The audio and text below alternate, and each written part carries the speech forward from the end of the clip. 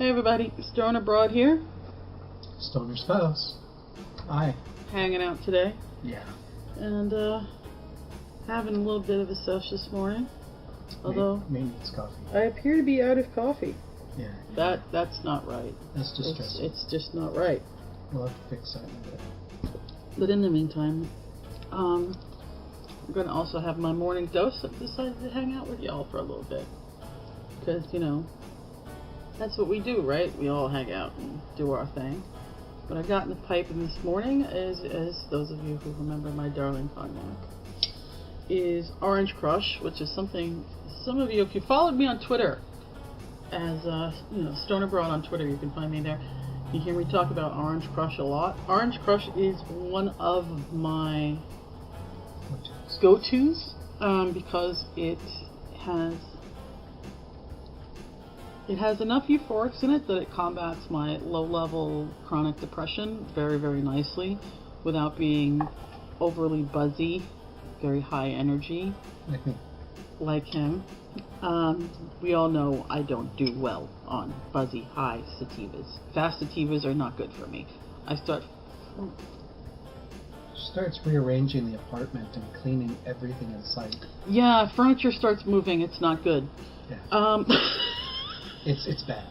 You don't want that. Oh shit! I wish I had the nerve to go swimming on that stuff. Because if I had the balls to go in the pool and that stuff, I would get one hell of a workout. Let me tell you. Probably. But swimming in the pool, swimming while stoned is not something I'm going to try or ever recommend anyone try. Really not a good idea. I don't know. One of my first experiences on pot, I was in an outdoor pool with a couple of friends, and we were pretty baked at the time. Yeah, but I'm talking about swimming in a full depth, 18-foot pool. Okay, so, I can't do anything about 18-foot because I actually have a deep water problem. Yeah, no, that's the thing is if you're in a shallow 4-foot pool or smaller, that's not a big deal. But I'm talking about swimming at the Y, which is deep enough for diving off a low board. Yeah. So yeah, you don't want to swim there. Maybe not. But anyway, it gives me just enough energy to get through the day without being overly stony, which is what some people, which is a problem for people who are trying to adult. Let's face it, everybody loves a good stony weed. No one's gonna lie about that. But when you got shit to get done, you need something that's going to let you focus while taking care of the pain, while taking care of your brain, taking care of whatever you need it to do. So this is a good strain. Orange Crush for me is just really, really good for that. So I'm just going to light this up. Mm-hmm. Cheers, everybody. I remember to say it beforehand.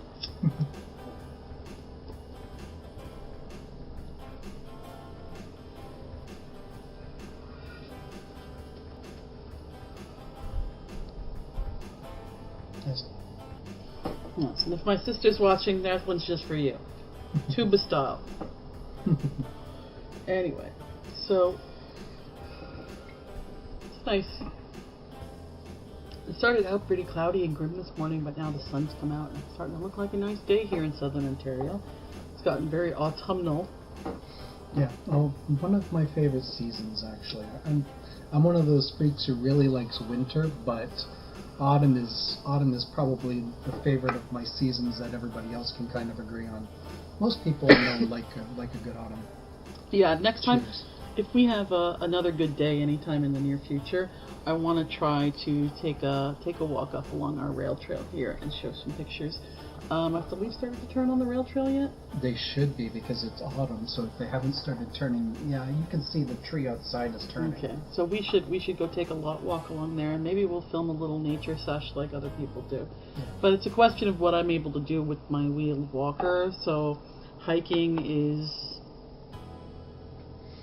unfortunately on my no list, although it is possible that I will do some clambering around and Lee will yell at me. Mm-hmm. What else were we talking about today?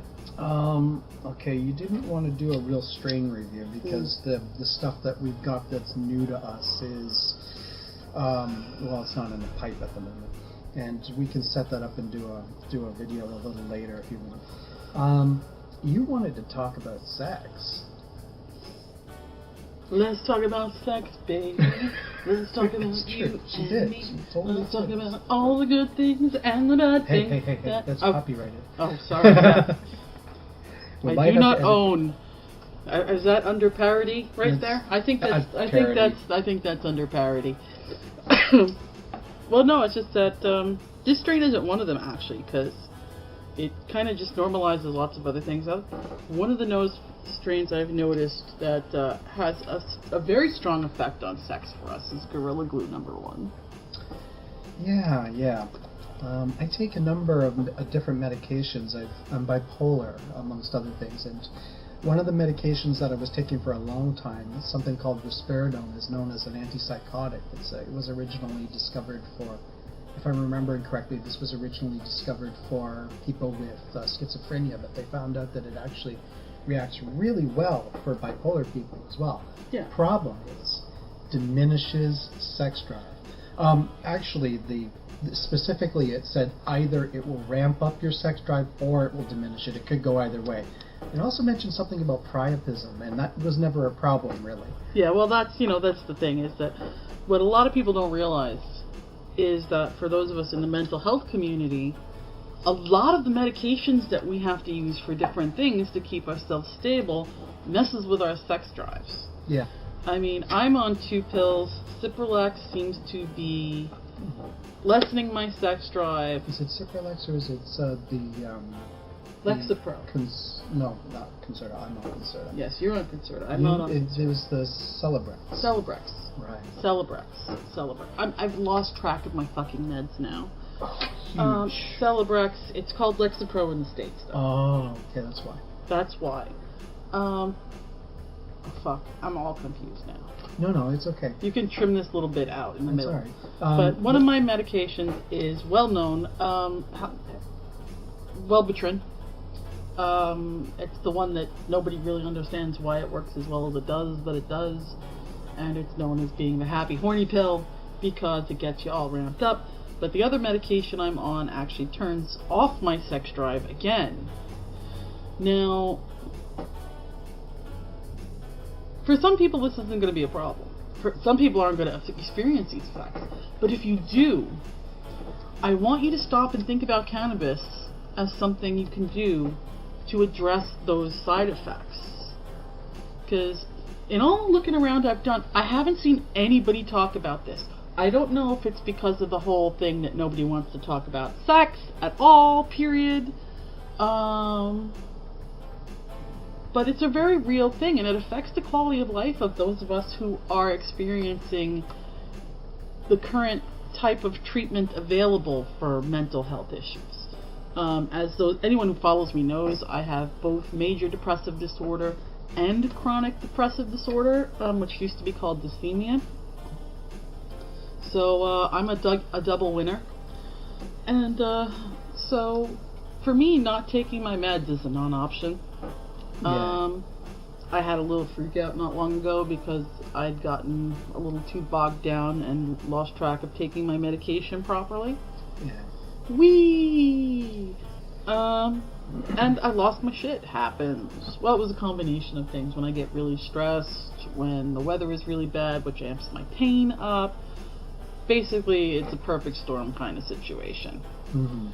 But the reality is I do have to take my medication every day. And for some people, these kinds of sexual side effects are a real problem. Especially as you're approaching middle age. These days I'm on a medication that replaced risperidone. It's something called Abilify. It's supposed to be relatively neutral for a lot of things like weight gain and things like that. Supposedly doesn't have as many side effects. I'm kind of just right about in the middle somewhere with this stuff, and it doesn't seem to amp up my sex drive. It doesn't bring it down as much as risperidone did, but what with this and that and the other medications, I suspect that's probably what diminishes things a little bit. And basically, we're just kind of balanced out at this point. Although, like I said, if there's a little Gorilla Glue in the house, Gorilla Glue and a few other strains are really good for making us both feel good. It's something about the euphorics and the body high. Well, it's the thing is, weed has always been known to enhance sex for some people. And it's weed, it affects everybody differently. This is one of the things we keep banging on about, and why you have to experiment is... Keep track. And keep track, yes. Keep a strain journal. Please, please, please keep a strain journal. You will learn a lot of things about both yourself and different strains of weed by tracking it. But, really, if someone wants to do like an app that's just a strain journal, I'm be all over that. By the way, is an app, thanks to my friends who created another app called Relief, which is a good way to track. There'll be a link to my review on that. It's a very user-friendly app. It's pretty deep, too. You have to spend a little bit of time getting used to it. Yeah, but once you take a look at that, it can help you track your strain use as well.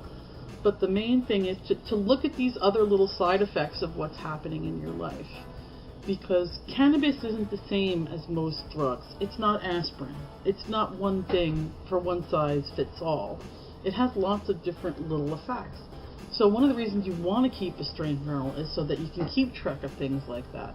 So if you notice, for instance, that you're starting to have problems with keeping your diet under control, you can start looking at strains that are from the Durban poison line, which have a cannabinoid in them that seems to turn off the human appetite. Their scientists are studying this now, trying to figure out what the hell it is. And if it's safe. And if it's safe, and hopefully it'll turn out to be, something really, really useful.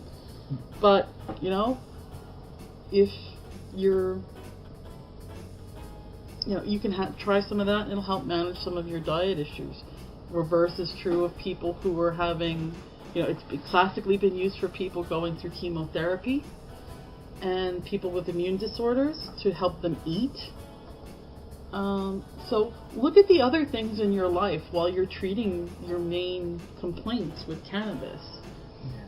Because other areas of your life that may be impacted by your more traditional medications, you might be able to lessen those side effects by choosing different strains and carefully monitoring how they affect you physically and mentally. The scientific research is being done on a lot of this stuff these days, but the thing is, it's being done in limited amounts in North America because we're all still in the gray area. I don't know if they've made any advancements on the studies being done in the States, but the last time we heard the studies that were being done using pot that was no good. Yeah, the whole debacle of the government sanctioned testing cannabis. Government pot.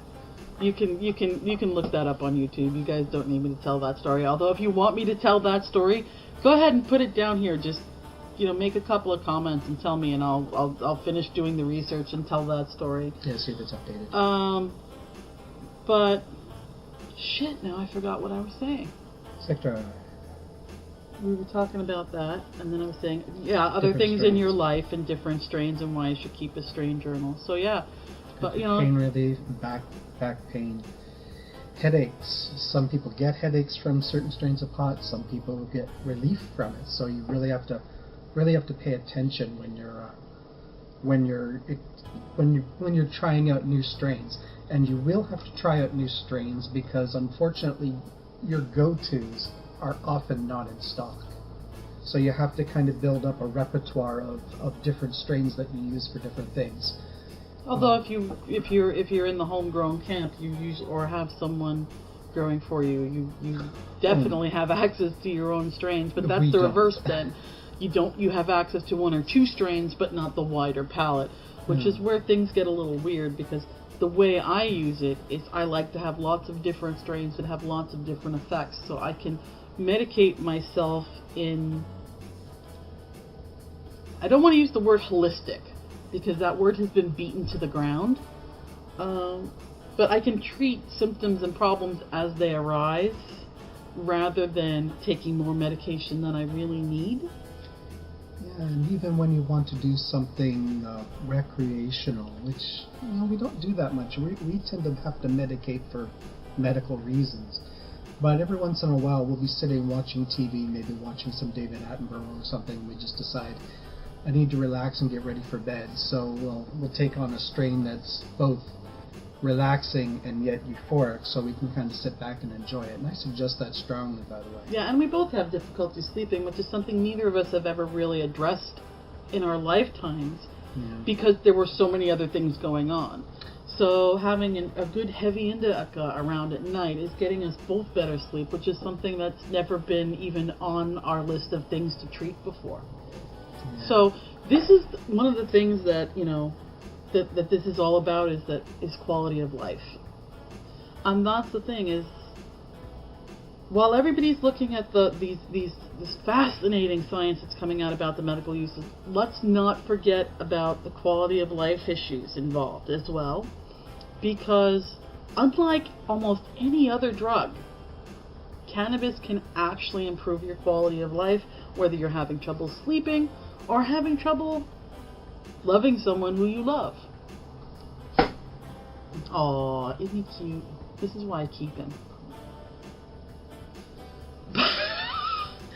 Anyway, so that's what we wanted to ended up talking about today, really, is that you know, cannabis is a quality of life issue, and that's part of why the idea of what Ontario is offering, where in order to consume your medication, you have to stay in your own home and nowhere else.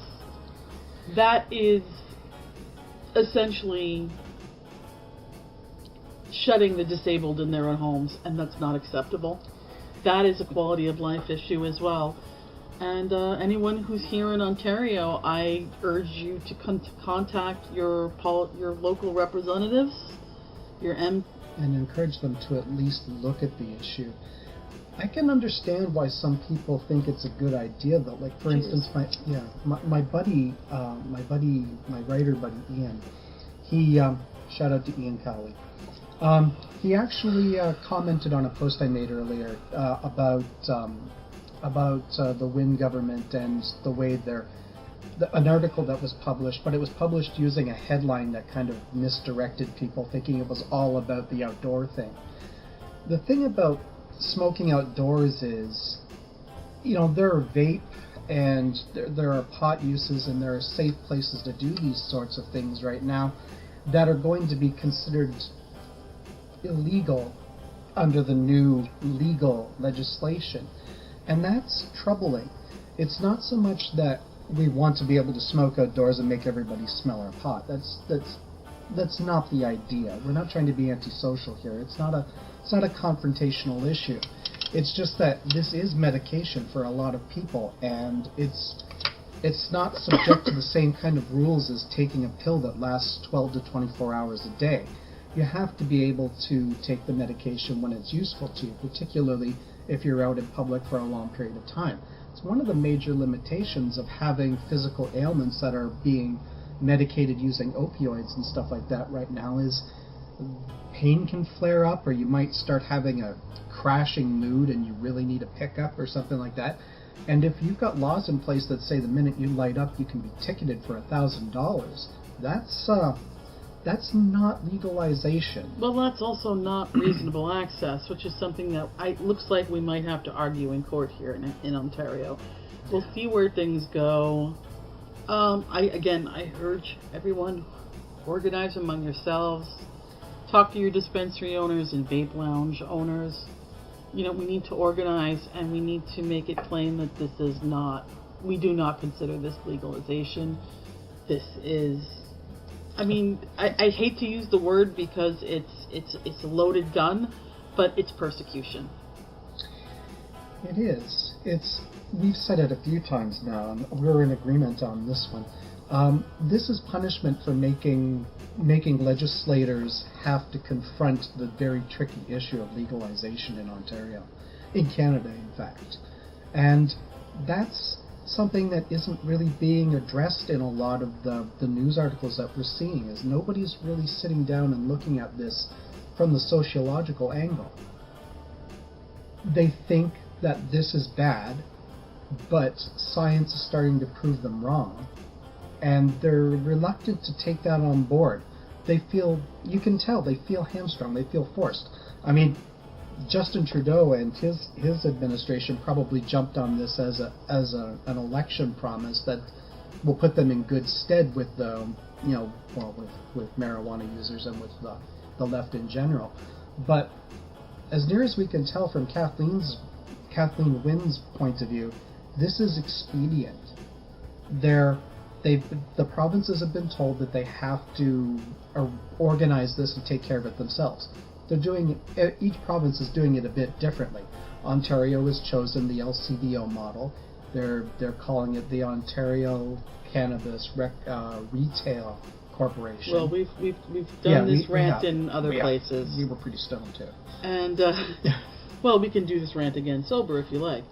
But the thing is that back to what we were talking about today, which this whole video seems to be around today, is quality of life issues. Mm-hmm.